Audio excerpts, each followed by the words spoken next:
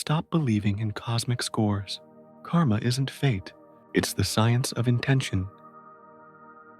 Discover the secret Buddhist truth that makes you the master of your destiny. Watch now to unlock your future. The myth of retribution. Welcome back to Echoes of Life. For many, the word karma conjures images of a cosmic scoreboard, a divine judge tallying sins and merits, ready to deliver mystical punishment or reward. We often hear it weaponized. That's your bad karma, a fatalistic shrug that dismisses personal responsibility and blames an invisible fate. This interpretation, however, is a profound misunderstanding of one of Buddhism's most powerful and liberating concepts. The Buddha did not teach a system of divine retribution. He taught a universal, natural law as reliable as gravity, a principle that explains the constant cycle of cause and effect driven by conscious action. In its purest form, karma is not a fatalistic concept. It is the ultimate expression of free will and personal empowerment. It is the simple truth that you are the architect of your own experience. The Sanskrit word karma literally means action, or teplas, doing. It is the mechanism by which all actions, driven by conscious will, create future consequences. When we understand karma correctly, it shifts from a source of anxiety about the past to a precise, elegant tool for shaping the future right here, right now. It means every moment holds the power to change your life's trajectory. The key to unlocking this power lies in understanding that karma is not primarily about what you do, but about Cetanā, the intention behind the action. A thoughtless stumble that causes harm does not create the same karmic weight as a malicious, premeditated act. The moral quality of our will, our conscious intention, is the seed that determines the flavor of the fruit. Over the next few minutes, we will strip away the myths of cosmic fate and illuminate the true, profound meaning of karma. We will explore the 4 simple laws that govern this principle and show you exactly how to train your mind to plant seeds of compassion, clarity, and generosity, thereby creating a future filled with positive consequences. Stop looking backward and blaming fate. It is time to look inward and embrace the radical freedom of knowing that you, through your intentional actions, are the master of your own destiny.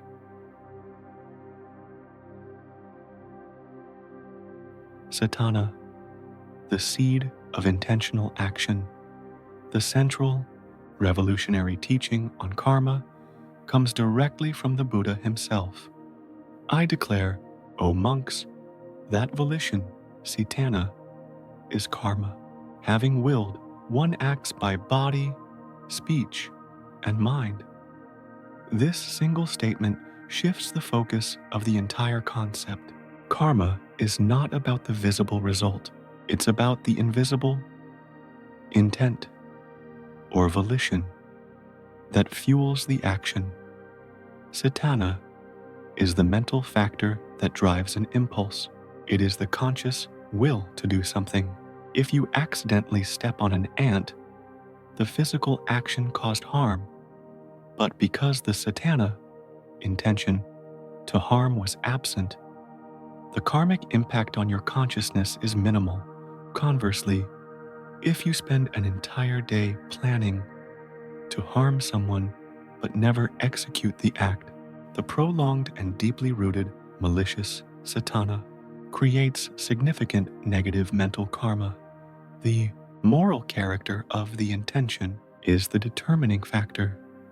The quality of our intention is rooted in the three poisons, the ultimate sources of negative karma: lobha, greed, craving, the intent to grasp, accumulate, and attach.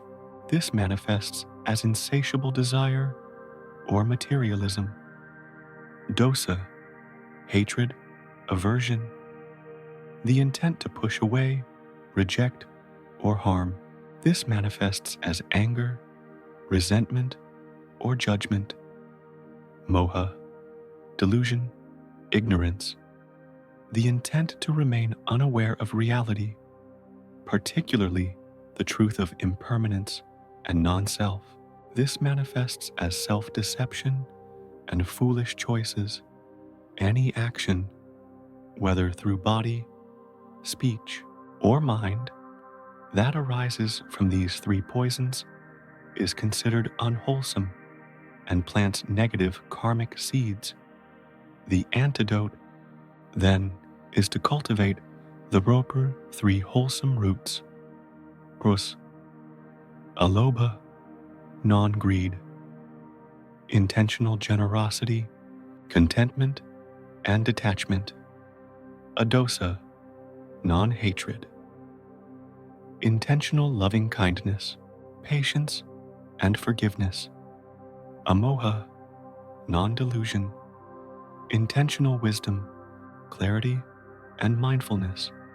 By consciously checking the Cetanā behind every impulse, is this driven by greed or generosity, hatred or kindness, delusion or wisdom? We gain immediate control over the quality of the seeds we plant. The moment we recognize a poisonous intention, we can choose to withhold the action, thus purifying the karma in the present moment. This is the profound power of intentional action. It allows us to meticulously choose the character of our future experiences.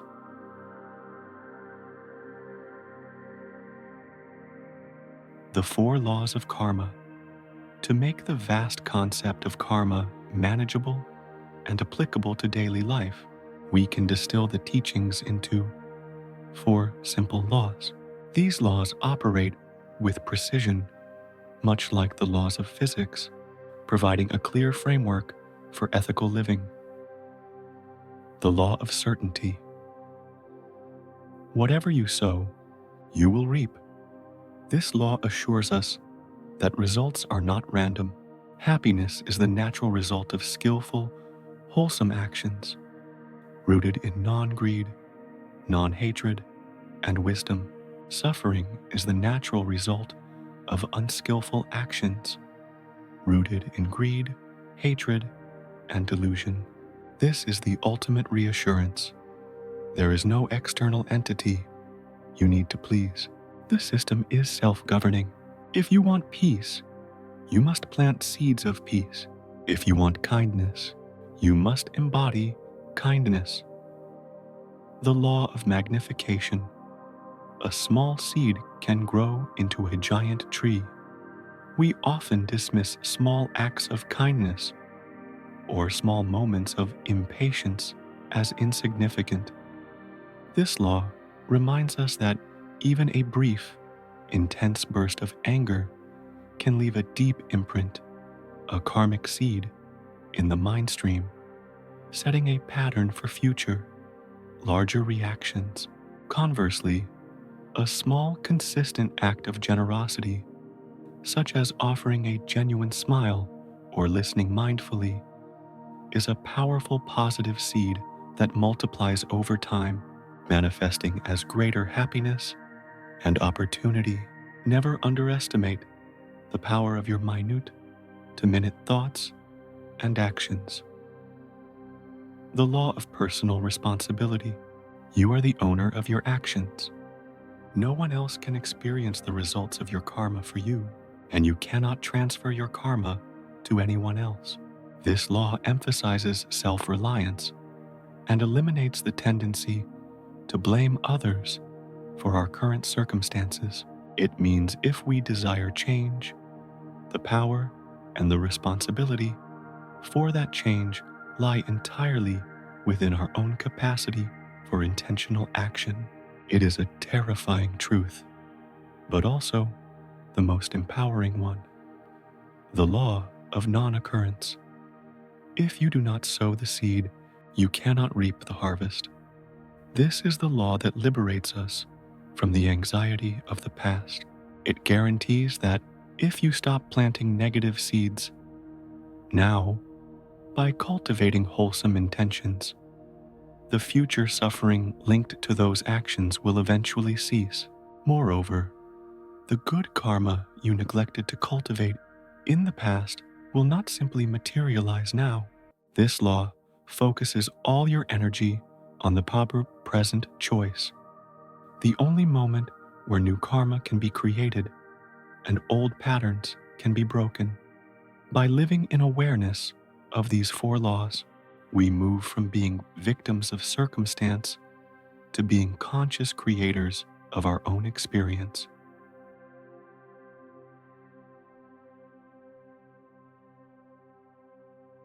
Mental karma, the ripple effect of thought.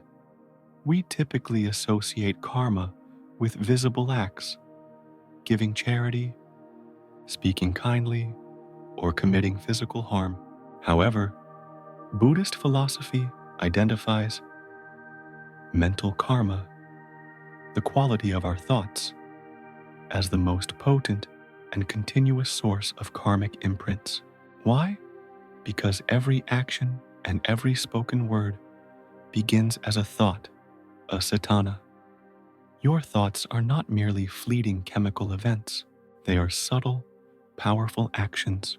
They build the internal landscape of your mind. If you habitually entertain thoughts of jealousy, resentment, or criticism, you are actively cultivating the psychological soil for future unhappiness. These mental imprints create mental habits. They make it easier for future jealousy or resentment to arise. This is mental karma in action.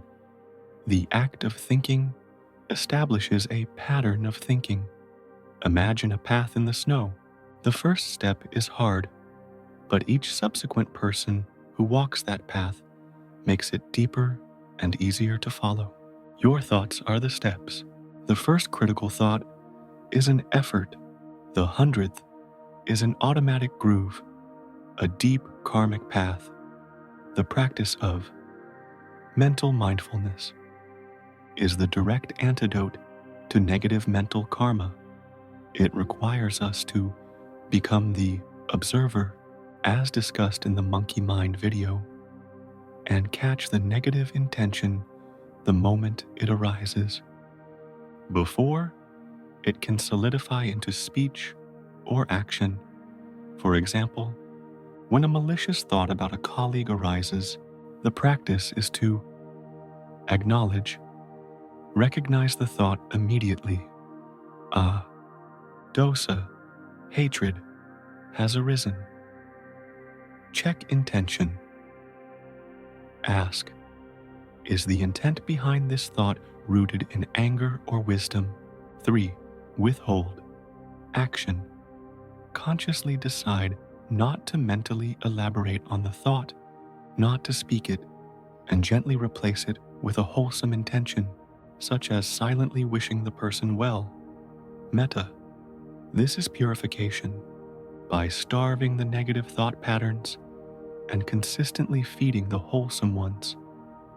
Thoughts of gratitude, patience, and kindness. You are actively creating a positive, resilient mental environment. You are ensuring that when future events challenge you, your automatic response will be rooted in the wisdom of non-hatred and non-greed, rather than the destructive habit of the poisons. Mastering mental karma is the ultimate form of self-control and the foundation for all outward ethical conduct.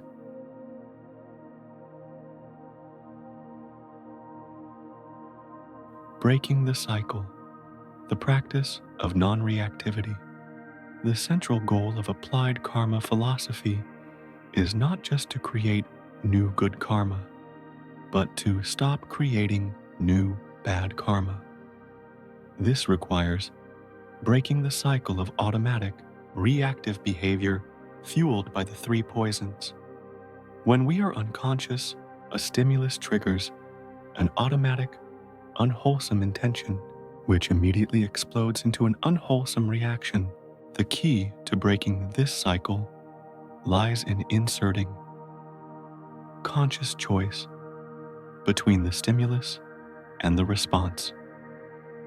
The pause and check. Before you speak a critical word, before you press send on an angry email, or before you physically react to irritation, engage the pause, that 3-second pause we discussed previously. During that pause, perform a rapid intention check. Point 1. Stop. Freeze the physical and mental momentum. Check. Ask, what is the Cetanā driving this action? Is it greed, hatred, or delusion? Or is it compassion and wisdom? 3. Choose. If the intent is unwholesome, withhold the action. Consciously choose an alternative response rooted in kindness, a dosa, or generosity, a lobha. For instance, when provoked, the automatic reaction is dosa, hatred. By pausing, you withhold the angry words and consciously replace them with silence, patience, or a gentle question. This choice plants a seed of patience, overriding the default habit of anger. The practice of detachment from results is also vital here. Many people perform good deeds, positive karma, with the hidden intention of receiving reward or recognition, greed. This adulterates the Cetanā, reducing the spiritual quality of the act. True wholesome karma is done simply because it is the right thing to do, without attachment to the outcome, reward, or recognition. You act with pure, unconditioned kindness. This act of non-clinging is the purest form of liberating karma, as it plants seeds of virtue and seeds of non-attachment simultaneously, directly contributing to spiritual freedom. Breaking the cycle means making every single action a deliberate, conscious choice rooted in wholesome intention.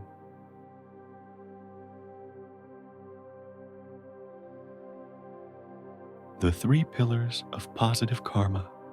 While stopping negative action is essential, actively cultivating positive karma accelerates our progress toward happiness and clarity. Buddhist tradition outlines 3 primary avenues, often called the 3 pillars of merit-making. These are practical, actionable ways to plant seeds of wholesomeness every day. Dana, generosity or giving. Giving is not about the size of the gift. It is about the purity of the intention. Generosity is the direct antidote to greed, lobha. You can practice dana in 3 ways: material giving, giving money, possessions, or resources to those in need, done with a cheerful and selfless heart; giving time and attention, volunteering, listening mindfully to a friend, or giving your full, undivided attention to a loved one, the ultimate gift in the digital age. Giving safety, abhaya dana, offering a sense of security, forgiveness, or non-harm to others. The most potent form of dana is giving the gift of dharma, sharing wisdom and guidance that can truly liberate others. Asila, ethical conduct, or morality. Sila is the practice of living a life that is fundamentally non-harming. This is the foundation that prevents us from planting negative karmic seeds. It involves adhering to ethical precepts, avoiding intentional killing, intentional stealing, sexual misconduct, false speech, and intoxicants that cloud the mind. Sila is not about following rigid rules. It is about cultivating integrity, aligning your actions, speech, and mind so that they consistently serve non-harming and goodness. A life built on Asula provides a stable, guilt-free foundation for all other spiritual practices. Bhavana, mental development or cultivation. This is the practice of developing the mind through meditation and wisdom. Bhavana includes two components: samatha, calmness, concentration, practices like mindfulness of breathing, which train the mind to be stable, focused, and non-reactive.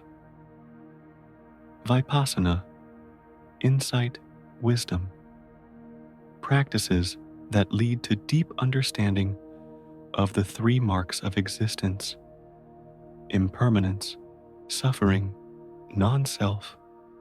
Bhavana is the most powerful pillar because it directly purifies the mind at the source, transforming the roots of unwholesome Cetanā itself. By cultivating a mind that is calm, clear, and wise, all your subsequent actions, karma, naturally become wholesome, accelerating your path toward lasting inner peace.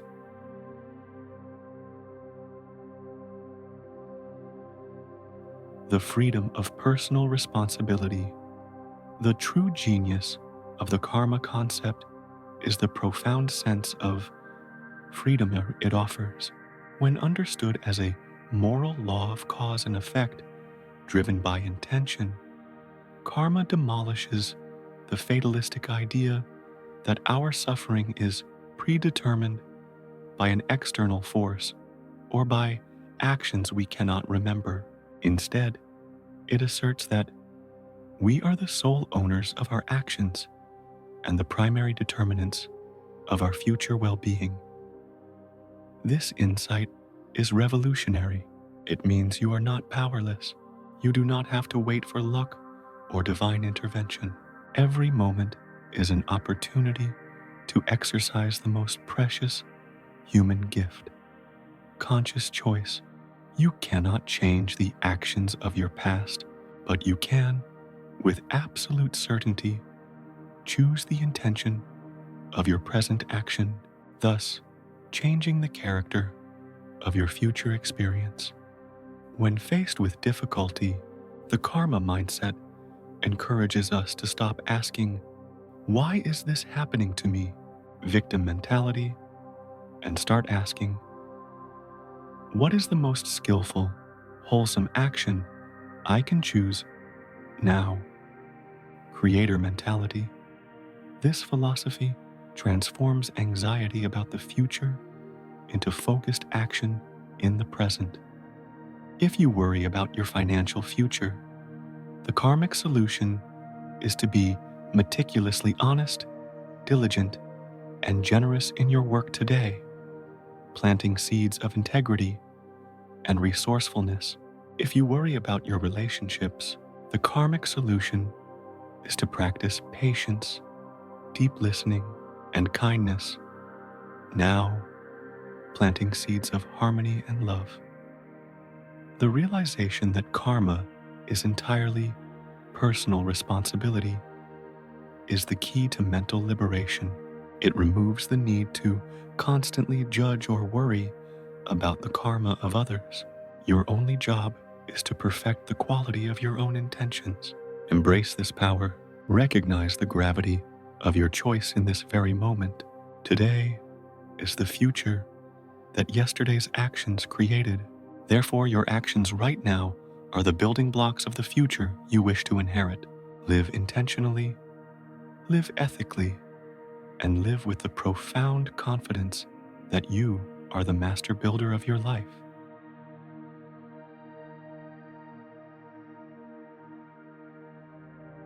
Final echoes. Live the intention.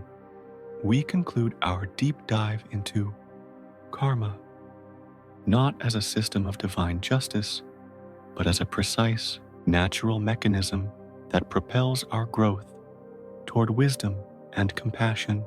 We have learned that karma is the action fueled by intention, Cetanā, and that every conscious choice is a seed that inevitably blossoms. The ultimate freedom found in karma is the realization that you are not bound by your past. The past has set the stage, but the present is your blank canvas. By focusing fiercely on the quality of your intention in every thought, word, and deed, you are actively purifying the past and constructing a wholesome future. Commit to this simple, profound challenge before every major interaction or decision today. Engage the pause and check intention. Ask yourself, is this action fueled by greed, hatred, or delusion, or by generosity, kindness, and wisdom? Let your answer be your guide. Thank you for joining us on Echoes of Life. If this message of intentional living resonated with your desire for clarity and ethical power, and if you are ready to continue building a life of purpose and peace, subscribe to our channel and join our community dedicated to exploring the ancient secrets of the mind and ethical living. Like this video to help the algorithm share the empowering truth of karma with others who feel trapped by fate. And finally, share this with anyone who needs to be reminded that they hold the power of choice in their hands. Until our next journey into the deep wisdom of the East, may your intentions be pure and your path be guided by wisdom.